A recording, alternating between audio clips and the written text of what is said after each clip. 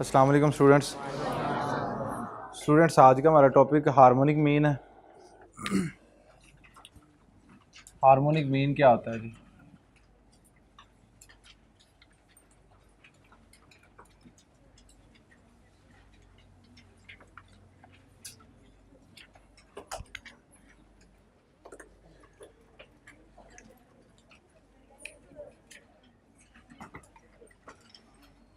The reciprocal of arithmetic mean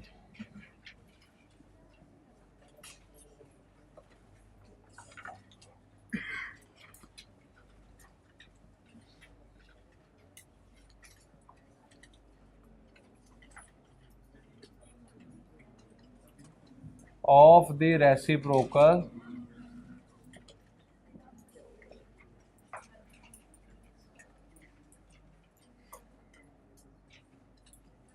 the reciprocal of arithmetic mean of the reciprocal of values is called harmonic mean.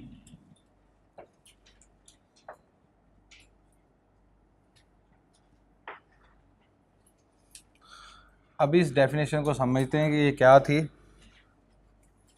यहाँ पे आपके पास two types का data होता है, एक ungroup data और एक group data. For ungroup data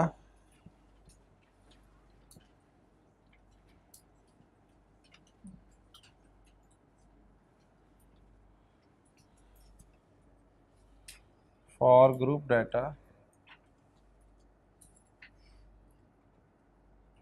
अच्छा जी, अनग्रुप डाटा के लिए हार्मोनिक मीन का फार्मूला देखिएगा तो ये फार्मूला है n over summation 1 over x, n over summation 1 over x।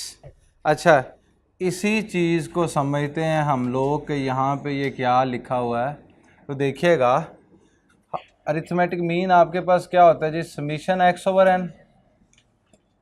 First क्या लिखा हुआ है? The reciprocal of arithmetic mean, right. तो यहाँ पे आपके पास क्या आ गया? Reciprocal of arithmetic mean. ये रेसिप्रोकल हो गया। सेकंड क्या है? पहली तो है जी रेसिप्रोकल ऑफ अरिथमेटिक मीन, और सेकंड क्या है जी? Of the reciprocal of values. अब देखें, ये जो वैल्यूज़ हैं, अब इनका भी रेसिप्रोकल करना है। तो ये वैल्यूज़ का रेसिप्रोकल भी कर दें तो आपके पास क्या आ गया? जब आप ये डबल रेसिप्रोकल करेंगे, एक दफ़ा अरिथमेटिक मीन का रेसिप्रोकल और एक दफ़ा वैल्यूज़ का रेसिप्रोकल, तो ये जो फार्मूला आपके पास आएगा ये क्या होगा जी? ये हार्मोनिक मीन होगा। अच्छा जी, जब हमारे पास अरिथमेटिक मीन मौजूद है, जब हमारे पास ज्योमेट्रिक मीन मौजूद है, तो हमें हार्मोनिक मीन की ज़रूरत क्यों पेश आई? बेटे याद रखिएगा, harmonic mean is a suitable average for computing the average speed. अगर आपने एवरेज स्पीड कंप्यूट करनी हो तो सबसे सूटेबल जो एवरेज है वो कौन सी है? Harmonic mean. अच्छा जी, मैं आपको ज़रा बताता हूँ, आपको फिज़िक्स में ले चलते हैं। तो आपने एक एवरेज स्पीड का फार्मूला पढ़ा होगा,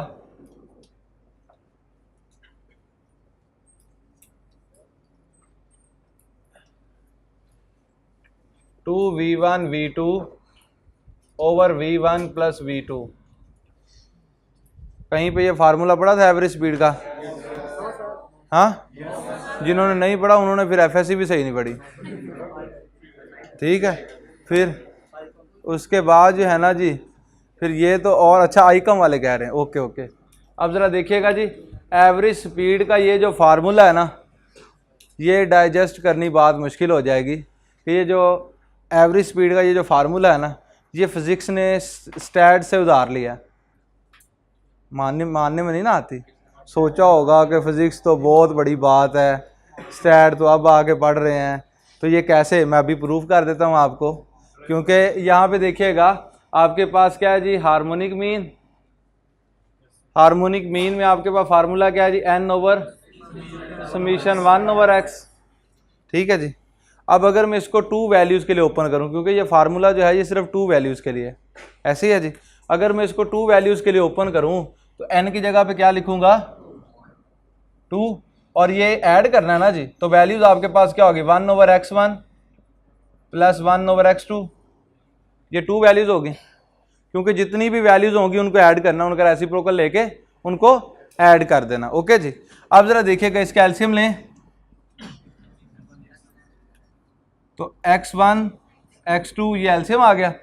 अब x1 के साथ कैंसिल तो यहाँ पे क्या आ गया, x2 आ गया, x2 के साथ कैंसिल तो यहाँ पे क्या आ गया, x1 आ गया।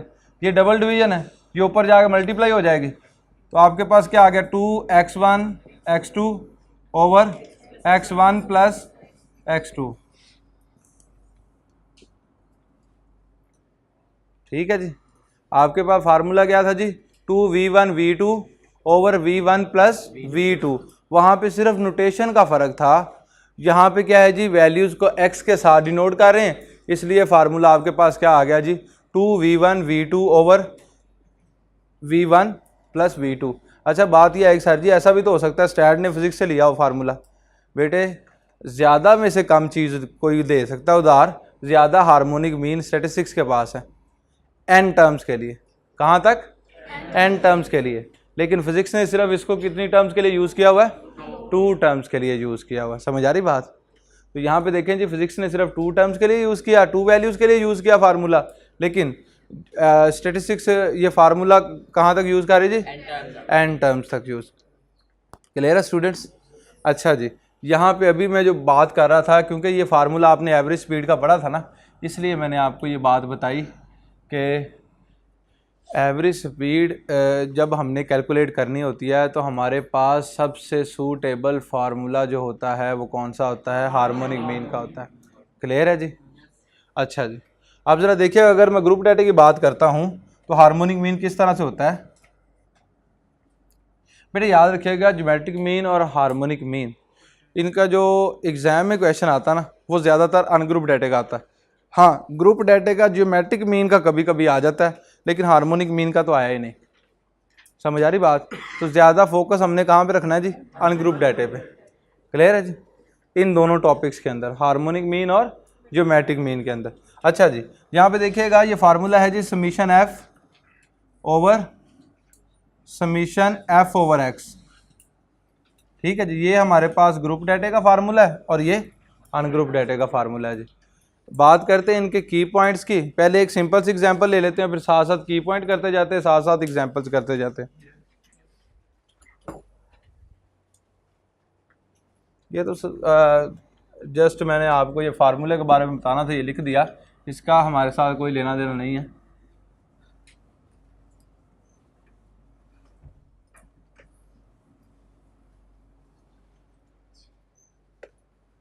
अच्छा जी, अब देखिए, कंप्यूट हार्मोनिक मीन, अगर वो इस तरह से कह देता है कंप्यूट हार्मोनिक मीन, और आपको कोई वैल्यूज दे देता है,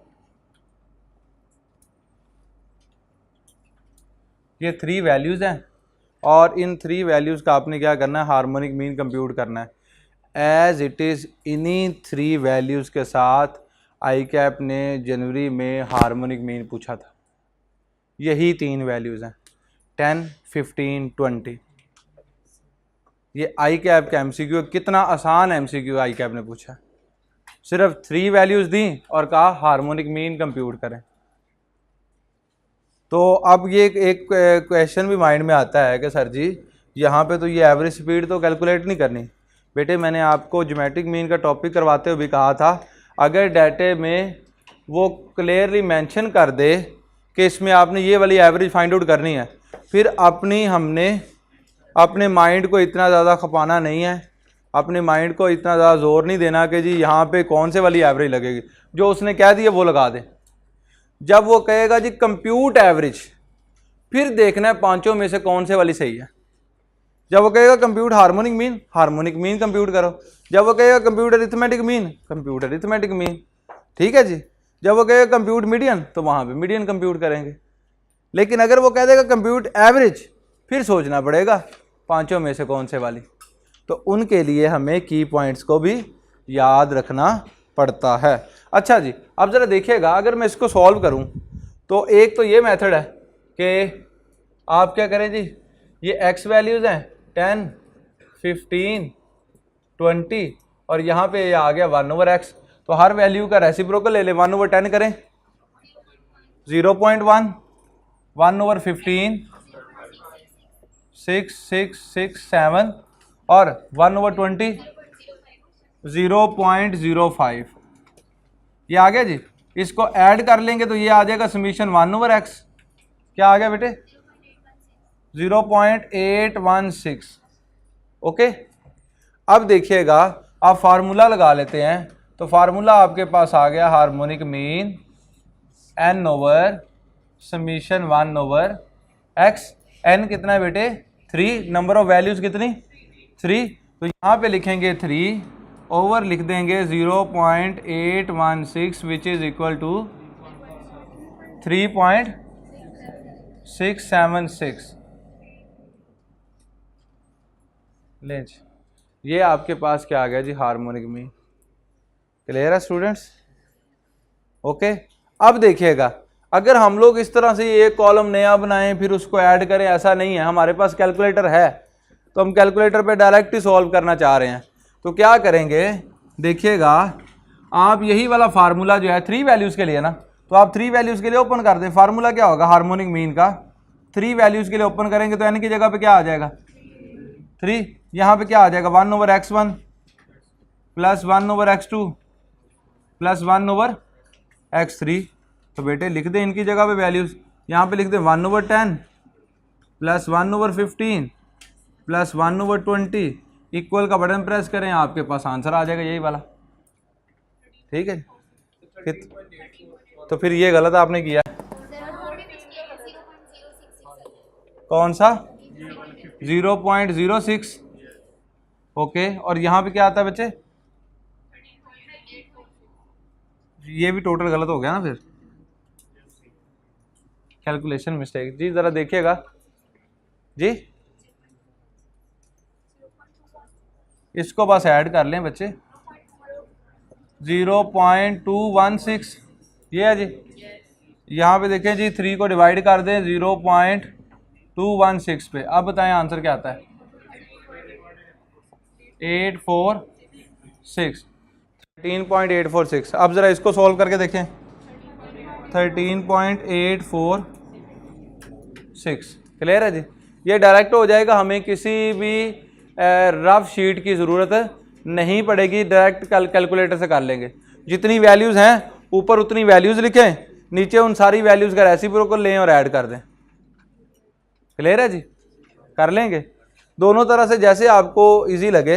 अगर आप रफ शीट के ऊपर रेसिप्रोकल वाला कॉलम बना के उसको सॉल्व करना चाहते हैं तो कोई इशू नहीं है, कर सकते हैं।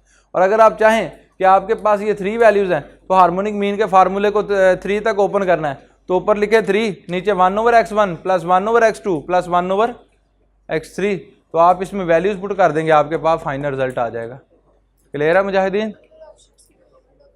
हाँ जी, एक शीट मिलेगी आपको बस, ठीक है, एक शीट मिलेगी और आपने उसी के ऊपर जो है ना वो सारे का सारा रफ वर्क करना है। बेटे छोटा छोटा करके कर लीजिएगा, कोई इशू नहीं, जितना का आपको समझ आ जाए। ठीक है, ऐसे भी कर लीजिएगा, लेकिन ऐसा वैसे कम वो अलाउ नहीं करते, वो कहते होते कि आप जो है ना वो दूसरा पेन ही यूज़ करें। ठीक है जी, लेकिन फिर भी अगर हो भी जाए, कोई एग्जामिनर ज़रा नरम दिल भी होता है, वो एक एक्स्ट्रा शीट भी दे देता होता है, और कुछ जो है वो वैसे आपको लेड पेंसिल भी अलाउ कर देते हैं। लेकिन आपने वर्स्ट कंडीशन के लिए प्रिपेयर रहना है कि अगर वो ना करें तो हमारी प्रैक्टिस हो। तो मैं आपको कैलकुलेटर पे ज़्यादा लेके जा रहा हूँ कि हमें ज़्यादा शीट की ज़रूरत ना पड़े। ओके जी, अच्छा जी, अब देखिएगा यहाँ पे मैं अभी की पॉइंट बताया जी, सबसे पहला कि harmonic mean is a suitable average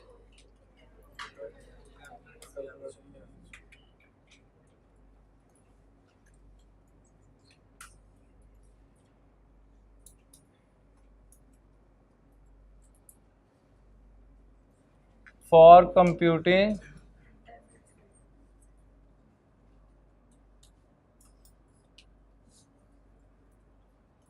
average speed.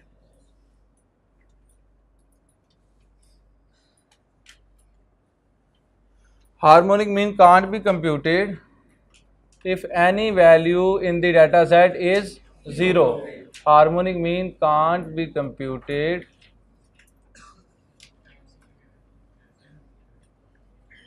if any observation in the data set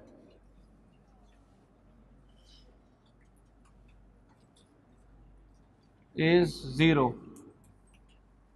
sir जी अब ये कैसे, अगर एक वैल्यू 0 हो जाए तो हम लोग उसका हार्मोनिक मीन क्यों नहीं कंप्यूट कर सकते? देखिए बेटे यही वाला क्वेश्चन ले लेता हूँ, इसमें मैं 15 10 15 20 है, तो मैं यहाँ पे लिखता हूँ 10 0 15 और 20 लिख लिया जी। ये हमारे पास 4 वैल्यूज़ हैं। आप बेटे देखें अगर 0/10 हो, सॉरी 0/1, तो बेटे ये तो हो गया 0, लेकिन अगर 1/0 आ जाए तो वो इन्फिनिटी हो जाता है। ठीक है, अब ज़रा देखें आप क्या करेंगे जी, 1/10 तो हो जाएगा, इसका कोई ना कोई रिजल्ट आ जाएगा, लेकिन जब आप 1/0 करेंगे तो इन्फिनिटी हो जाएगा। इसी तरह से 1/15 का भी कोई ना कोई रिजल्ट आ जाएगा, और इसी तरह से 1/20 का भी कोई ना कोई रिजल्ट आ जाएगा। लेकिन ये जो वैल्यू है ये काम ख़राब कर देगी। अगर आप 0 का रेसिप्रोकल लेंगे तो 1/0 हो जाएगा, 1/0 इन्फिनिटी होता है, और हम लोग इसको कंप्यूट नहीं कर सकते। याद रखिएगा कि अगर नेगेटिव वैल्यू आ गई डाटे में तो ज्योमेट्रिक मीन कंप्यूट नहीं होगा, और अगर 0 वैल्यू आ गई डाटे में तो हार्मोनिक मीन कंप्यूट नहीं होगा। ज्योमेट्रिक मीन किसके लिए सूटेबल एवरेज है? जब आपके पास परसेंटेज टाइप डाटा हो। क्लियर? और हार्मोनिक मीन किसके लिए सूटेबल एवरेज है? जब आपने एवरेज स्पीड कंप्यूट करनी हो। ठीक है जी, अब एक एग्जांपल की तरफ आते हैं, आपकी बुक में भी है। A bus drop from Karachi to Lahore at the speed of 60 km/h and back at the speed of 40 km/h, find the average speed of the bus. यही क्वेश्चन है जी, वर्ड टू वर्ड यही है। चलें जी, a bus drove from Karachi to Lahore at the speed of 60 km/h and back at the speed of 40 km/h। नजर लग गई रटे को हैं? अच्छा जरा देखिएगा, यहां पे आपके पास 2 वैल्यूज हैं, 60 और 40। अब आपने एवरेज स्पीड ऑफ द बस कैलकुलेट करनी है, तो किस तरह से कंप्यूट किया जाएगा जी? आप क्या करें जी, 2 वैल्यूज़ हैं, 2 वैल्यूज़ के लिए अगर मैं हार्मोनिक मीन का फार्मूला ओपन करूं, वैसे तो इन जनरल ये है ना आपके पास n/1/x, लेकिन जब आप इसे 2 वैल्यूज़ के लिए ओपन करेंगे तो ये फार्मूला आपके पास क्या बन जाएगा, 2/1/x1 प्लस 1/x2। इसमें वैल्यूज़ पुट कर देंगे तो 2/1/60 प्लस 1/40, तो आपके पास आंसर क्या आ गया, 48 km/h। ठीक है जी, अब ज़रा देखिएगा बच्चे, अगर मैं इसका अरिथमेटिक मीन निकालता तो 40 + 60 100, 100 डिवाइडेड बाई 2 50, तो ये तो 50 तो गलत हो जाता, क्योंकि एवरेज स्पीड क्या चल रही है जी, 48 km/h। ओके क्लियर, कोई इशू तो नहीं, पक्की बात है जी? जी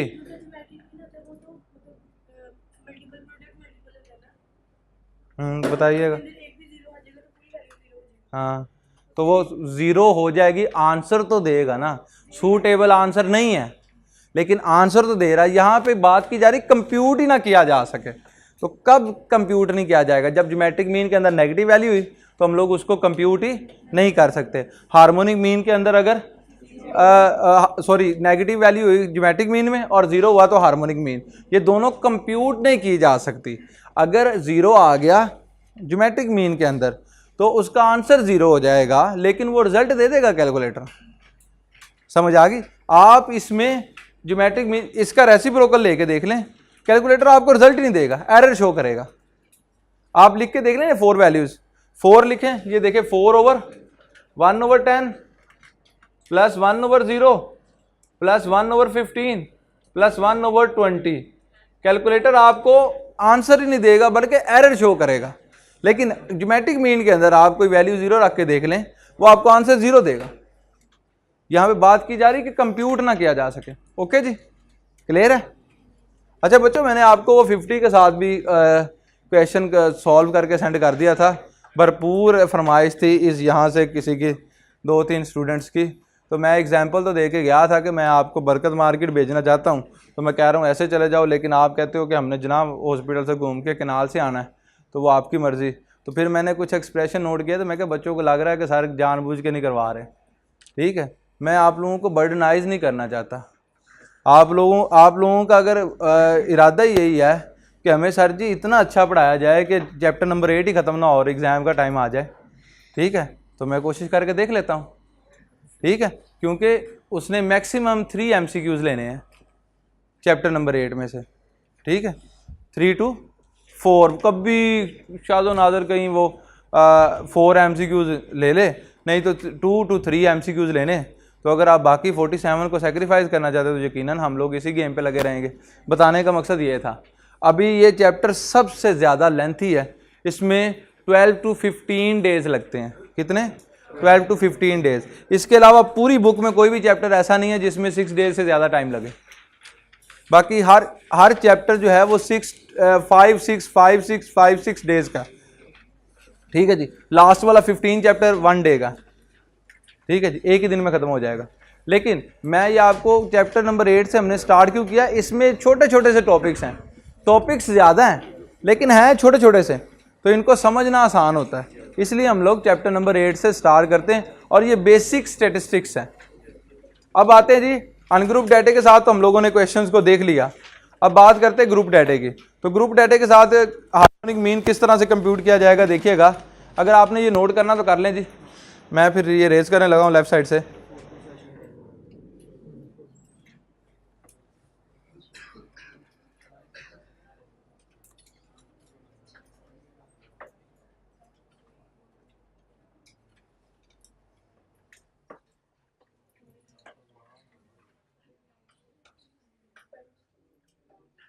शुक्र है यूपीएस साथ दे गया, नहीं तो 2-4 बच्चों के एवं आवाज़ आ जानी थी।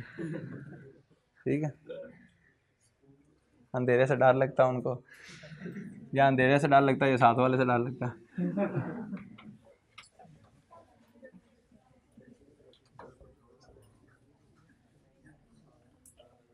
अच्छा जी, आते हैं हार्मोनिक मीन की तरफ। ग्रुप डाटा का क्वेश्चन देखते हैं।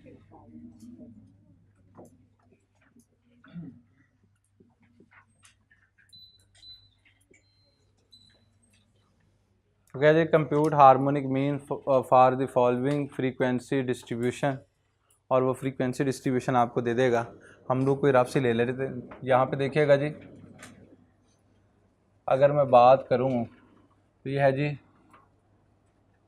42, 49, 52, 59, 62,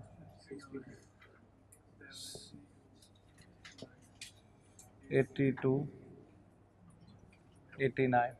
ठीक है जी, ये आपके पास आ गई क्लासेस। क्लास लिमिट्स भी कह सकते हैं और क्लासेस भी कह सकते हैं।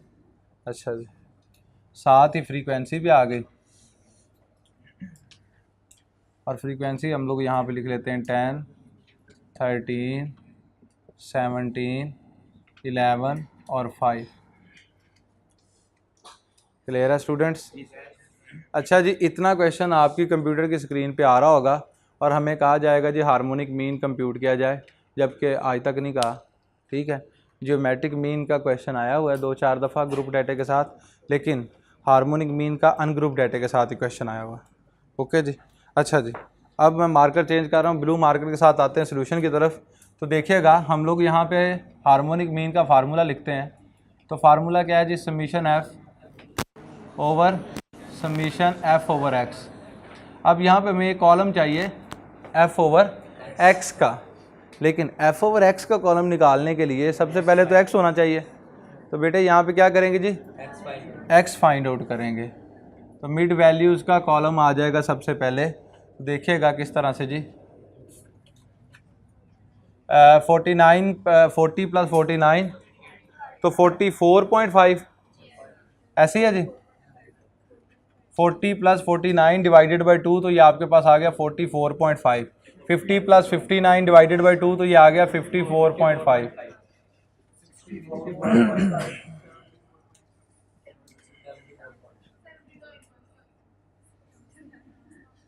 ये कैसे हुआ गलती से? कहते ये कैसे हुआ गलती से हो गया? ठीक है, ये ज़रा देखिएगा, ऐसी कैलकुलेशन करेंगे तो चाहत फ़तेह अली खान का गाना सजा के तौर पे आधा घंटा सुनना पड़ेगा। ठीक है जी।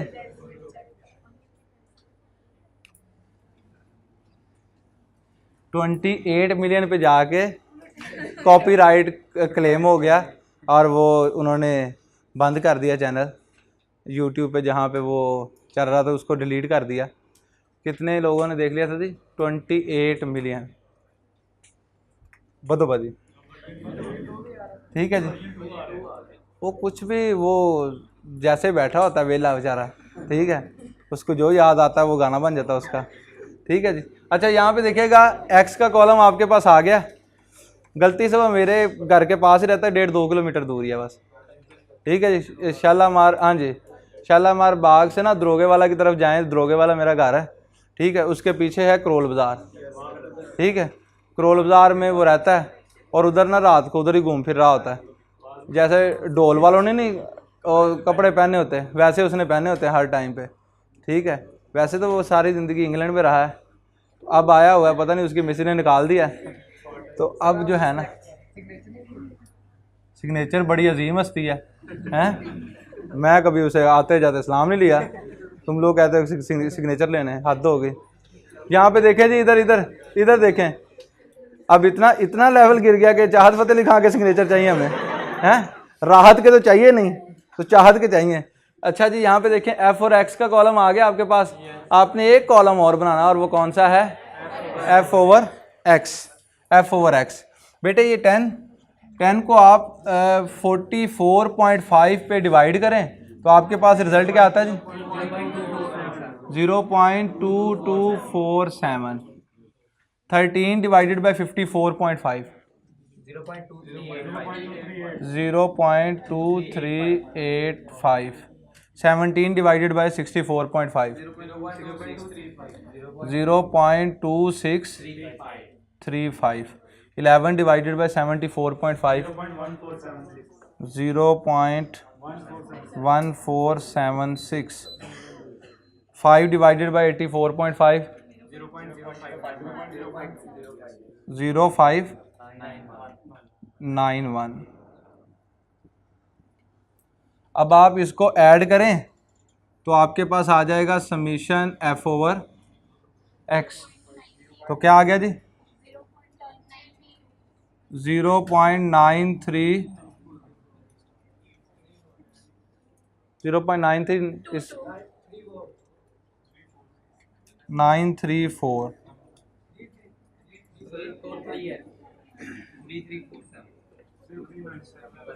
ओके, इसके पास हेवन है,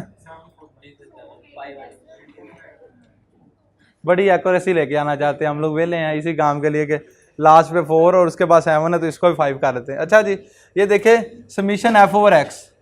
अब यहाँ पे वैल्यूज हमने पुट करनी है, तो देखिएगा समीशन एफ यहाँ पे क्या आएगा? 56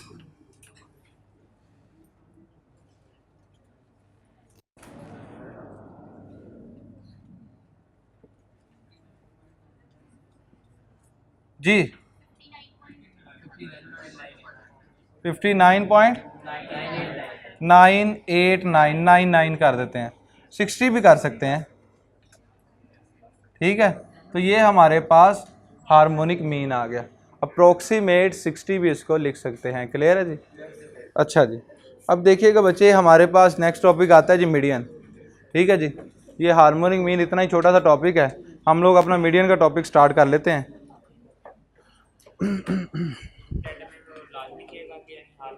हाँ जी, हाँ जी, बता देगा। ये नोट कर लें जी, ये ग्रुप डाटा की एग्जांपल नोट कर लें।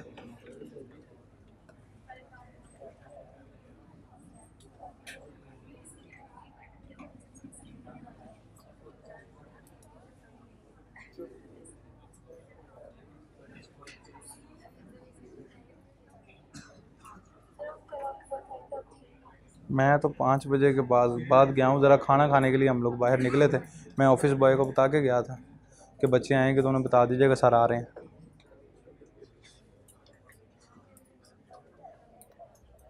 मैं तो बड़ी लेट गया था, बस हो गया इस तरह से कि आपको मिले नहीं होंगे इलियास भाई। मैं कह के गया था कि बच्चा कोई भी पूछे आ जाए मोस्ट। हाँ जी, आप नहीं फ्री हो ना? मैं तो फ्री हूँ जल्दी 12:30 पे। हाँ फ्री हो जाता हूँ। अच्छा जी, ये नोट कर लिया। चलें जी, अब आते हैं जी मीडियन की तरफ।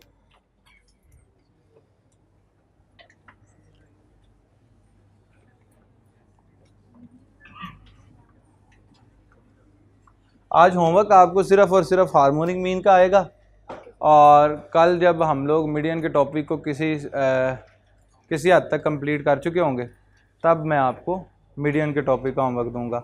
अच्छा जी,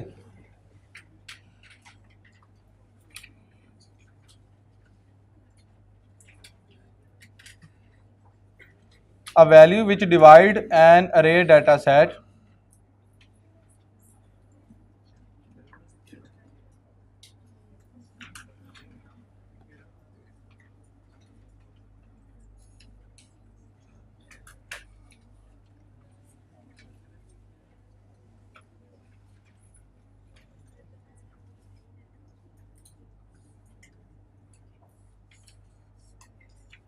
into two equal parts is called median।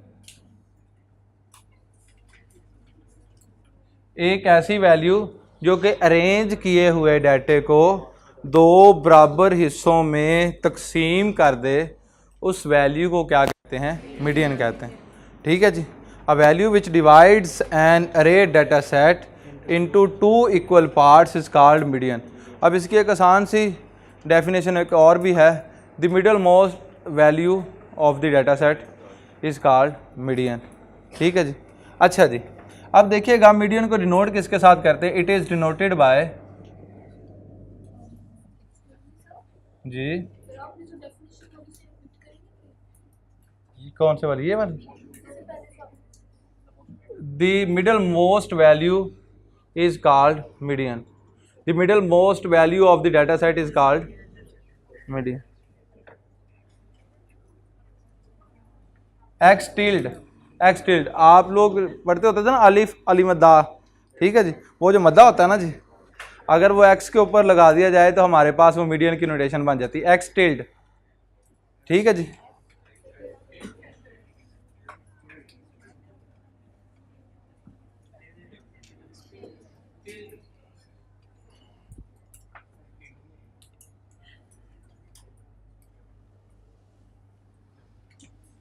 For ungroup data,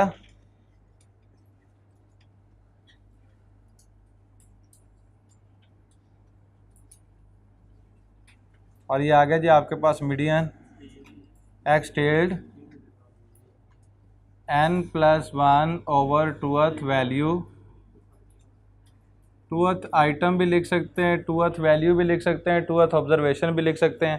ठीक है जी। अच्छा जी, n+1 ओवर टूथ वैल्यू ये हमारे पास फार्मूला है, लेकिन यहाँ पे जो चीज़ याद रखने वाली है वो क्या है बेटे, कि मीडियन कैलकुलेट करते हुए डाटे को पहले क्या करना पड़ेगा? अरेंज करना पड़ेगा असेंडिंग या डिसेंडिंग ऑर्डर में। लेकिन हमारी जो प्रैक्टिस है उसमें हम लोग ज़्यादातर असेंडिंग ऑर्डर को यूज़ करते हैं, और डाटे को पहले असेंडिंग ऑर्डर में अरेंज करने के बाद इस फार्मूले के अंदर वैल्यूज़ पुट करते हैं और हमारे पास क्या आ जाता है जी? रिज़ल्ट आ जाता है। अच्छा जी, अभी मैं ग्रुप डाटे की बात नहीं कर रहा, इसलिए मैंने यहाँ पे उसके कोई फार्मूला भी नहीं लिखा, सिर्फ और सिर्फ बात कर रहे हैं हम लोग अनग्रुप डाटे की। अब ज़रा देखिएगा कि मेरे पास कुछ वैल्यूज़ हैं, जैसे कि 15,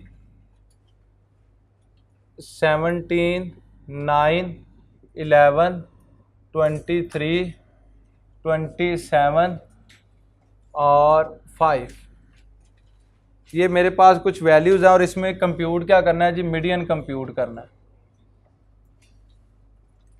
ओके, अब सबसे पहला काम यहाँ पे क्या है? डाटे को अरेंज करना है। ठीक है जी।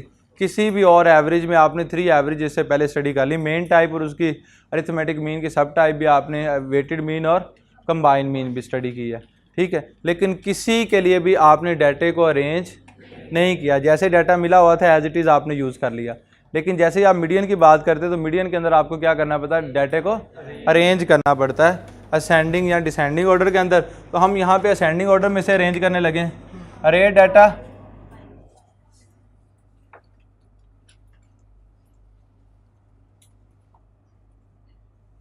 स्मॉलेस्ट वैल्यू क्या है जी, 5 के बाद 9,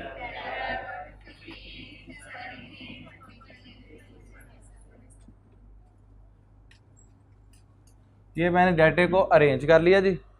अब क्या करना है, फार्मूला अप्लाई करना है, एक्सटेड n+1/2th वैल्यू।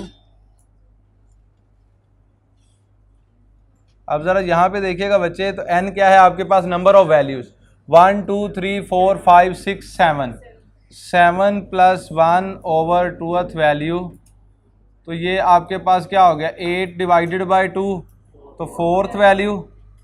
तो बेटे जो डाटे के अंदर 4th वैल्यू है वो आपका मीडियन है, और डाटे की 4th वैल्यू क्या है 15, तो यहाँ पे आपके पास मीडियन क्या है जी 15। अगर आप गौर करें तो इस 15 से पीछे भी 3 वैल्यूज़ हैं, 50% डाटा है, और इस 15 से आगे भी 3 वैल्यूज़ हैं, 50% डाटा है। तो ये क्या है जी, middle most value in the data set, या आप कह सकते हैं value which divides an array data set into 2 equal parts. ये देखिए इस वैल्यू ने डाटा को 2 इक्वल पार्ट्स के अंदर डिवाइड कर दिया है। क्लियर है स्टूडेंट्स। यहाँ पे एक क्वेश्चन रेज होता है, सर जी ये तो 7 वैल्यूज़ थी, अगर 8 आ जाती तो वो तो पॉइंट में बात चली जाती। तो इस तरह के केस को कैसे डील करेंगे जी, बताता हूँ जी। अब ज़रा देखिएगा, ये तो थी ऑड वैल्यूज़, ऑड थी और ऑड में 1 ऐड हुआ तो इवन होकर 2 पे डिवाइड हुई, हमारे पास रिजल्ट आ गया। लेकिन अगर इवन वैल्यूज़ आ जाएं तो देखिएगा यहाँ पे मैं लिख लेता हूँ 10 15 23 18 8 12 27 25, ये हमारे पास 8 वैल्यूज़ होगी। अब पहला काम क्या करना है जी, यहाँ पे हमने डाटे को अरेंज करना है जी। डाटे को अरेंज कर लेते हैं। स्मॉलेस्ट वैल्यू क्या है जी 8 10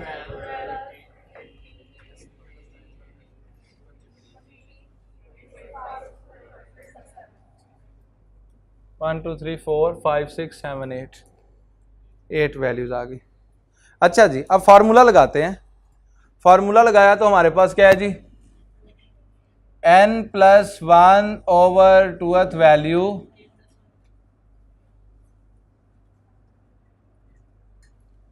एट + 1 डिवाइडेड बाय 2,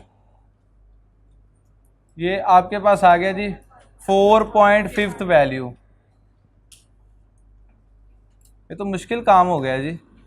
यहाँ पे देखें जी, अगर तो 4th वैल्यू होती तो वो भी आइडेंटिफाई हो सकती थी, 5th वैल्यू होती तो वो भी आइडेंटिफाई हो सकती थी। एक तो पहले मैं ट्रिक बताता हूँ जो कि हमने एग्जाम में यूज़ कर लेना है और हमारे पास मीडियन आ जाएगा, और उसके बाद मैं प्रॉपर मेथड भी बताता हूँ।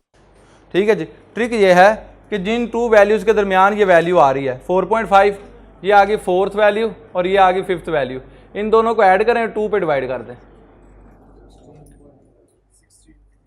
तो ये क्या आ गया जी 16.5, ये आपके पास मीडियन है। ठीक है जी। जिन 2 वैल्यूज़ के दरमियान वो वैल्यू आ रही है, अगर ये होती 5.5th वैल्यू तो 5 और 6 को देख लेते, अगर ये होती 8.5th वैल्यू 8 और 9 को देख लेते। तो आप यहाँ पे देखिए जी 4.5th वैल्यू यहाँ पे लाई कर रही सेंटर में, तो आप 4th वैल्यू और 5th वैल्यू दोनों को ऐड करेंगे, 2 पे डिवाइड कर देंगे, तो यहाँ पे ये सेंट्रल वैल्यू आ जाएगी। ये तो था ट्रिक कि हमने टाइम सेव करना है एग्जाम के अंदर, तो हम लोग इसकी तरफ आ जाते हैं। लेकिन जो प्रॉपर मेथड है वो है एक्सपेंशन वाला।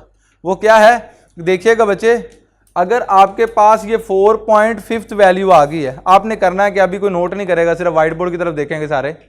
अब देखिए ज़रा, पॉइंट से पहले वाली वैल्यू लिखनी है, तो पॉइंट से पहले वाली वैल्यू आपके पास क्या है 4 है जी, तो यहां पे लिखेंगे फोर्थ वैल्यू। अब इसमें 0.5 क्या कर देंगे जी, ऐड कर देंगे, तो ये आ गया 0.5, फोर्थ वैल्यू प्लस 0.5। अब ये 4.5 कंप्लीट हो गया। पहला क्या किया जी, पॉइंट से पहले वाली वैल्यू, पॉइंट से पहले कोई भी हो, अगर ये 7.5 होती तो 7th वैल्यू प्लस 0.5 लिख देते। अगर ये 6.5 वैल्यू होती तो हम लोग लिखते यहाँ पे 6th वैल्यू प्लस 0.5। अच्छा, इससे नेक्स्ट क्या करना है जी, ब्रैकेट ओपन कर दें और बेटे इधर देखें जरा, अब ये 4.5 वैल्यू है ना, इससे वेरी नेक्स्ट इंटीजर वैल्यू कौन सी आती है, 5th वैल्यू आती है। 4.5 तो ये तो पॉइंट वाली वैल्यूज है ना, पॉइंट वाली वैल्यू के बाद इंटीजर वैल्यू कौन सी आती है, 4.5 के बाद 5th वैल्यू आती है। तो यहां पे आप लिखेंगे जी 5th वैल्यू, और 4.5 से पहले इंटीजर वैल्यू कौन सी आती है, 4th वैल्यू आती है, तो यहां पे आप लिख देंगे जी 4th वैल्यू। अच्छा जी, अब जरा एक और एक्सपेंशन देख लेते हैं, क्योंकि इस तरह से थोड़ा सा सेट हो जाएगा जी। यहां पे देखिए 6.5 वैल्यू, तो देखिए पॉइंट से पहले वाली वैल्यू, पॉइंट से पहले वाली वैल्यू क्या है जी, 6th value plus 0.5 into 7th value. 7th क्यों लिखा, क्योंकि 6.5 के बाद इंटीजर वैल्यू कौन सी आती है, 7th वैल्यू, और माइनस करेंगे तो 6.5 से पहले इंटीजर वैल्यू कौन सी आती है, 6th वैल्यू। इसी तरह से अगर आपके पास 11.5 वैल्यू होती तो आप क्या करते जी, पहले लिखते 11th वैल्यू प्लस 0.5 इंटू 11.5 के बाद इंटीजर वैल्यू कौन सी है जी, 12th value minus 11th value. Clear हो गया जी। अब यहां पे वैल्यूज पुट कर देते हैं, तो 4th वैल्यू हमारे पास क्या है बच्चे, 4th वैल्यू 1 2 3 4 15, तो यहां पे लिखते हैं 4 की जगह पे 15 प्लस 0.5। 5th वैल्यू हमारे पास क्या है, 18 माइनस 15, तो आप इसको सॉल्व करके देख लें, ये आ गया जी आपके पास 15 प्लस 0.5, और इसको माइनस कर दे तो ये आ गया 3। ओके, तो 3 को 0.5 के साथ मल्टीप्लाई कर दे, ये 1.5 हो गया, तो आपके पास फाइनल रिजल्ट क्या आ गया, 16.5। जो देखे वही आपके पास आंसर आ गया। ओके जी, क्लियर है जी। तो अगर आप ट्रिक यूज कर लेंगे कि जो जिन टू वैल्यूज के दरमियान वैल्यू लाई कर रही है, उन दोनों वैल्यूज को ऐड करके 2 पे डिवाइड कर देंगे, तब भी आपका जो है ना वो मीडियन आ जाएगा। ठीक है जी, इससे आगे इंशाल्लाह हम लोग कल पढ़ेंगे। आज का लेक्चर यहीं तक था। अल्लाह हाफिज़।